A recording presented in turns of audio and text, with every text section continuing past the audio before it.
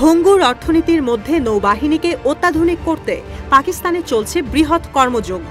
জনগণের উন্নতির বদলে অস্ত্রকে শানিত করার কাজ করছে শেহবাজ শরীফ প্রশাসন, আর এতে সহায়তা করছে চীন।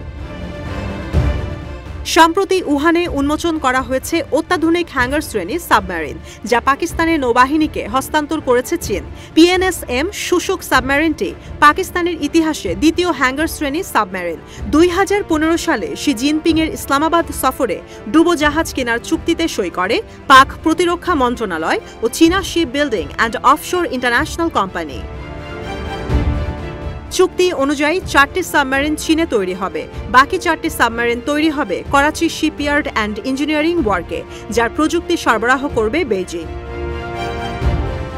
এশিয়ার অন্যতম বড় ও অত্যাধুনিক সাবমেরিন ফোর্স তৈরিতে কাজ করছে পাকিস্তান। হ্যাঙ্গার শ্রেণীর সবগুলো ডুবোজাহাজ ইসলামাবাদের নৌবহরে যুক্ত হবে চলতি দশকের শেষে কিংবা পরবর্তী দশকের শুরুতে। ফলে দেশটিতে এয়ার ইন্ডিপেন্ডেন্ট প্রপালশন সাবমেরিনের সংখ্যা দাঁড়াবে 11তে। ইতোমধ্যেই দেশটির ভান্ডারে রয়েছে 3টি খালিদ শ্রেণীর ডুবোজাহাজ। পাশাপাশি নৌবাহিনীতে যুক্ত হতে পারে কয়েকটি শ্যালো ওয়াটার অ্যাটাক সাবমেরিন। উল্টো দিকে ভারতের সাবমেরিনের সংখ্যা 16টি। সাম্প্রতিক সময় 6টি নির্মাণ করা হলেও বাকিগুলো কমপক্ষে 30 বছর পুরনো। ইউক্রেন যুদ্ধের কারণে স্পেয়ার পার্টস সংকট দেখা দিয়েছে HDW ও কিলো শ্রেণীর সাবমেরিনে।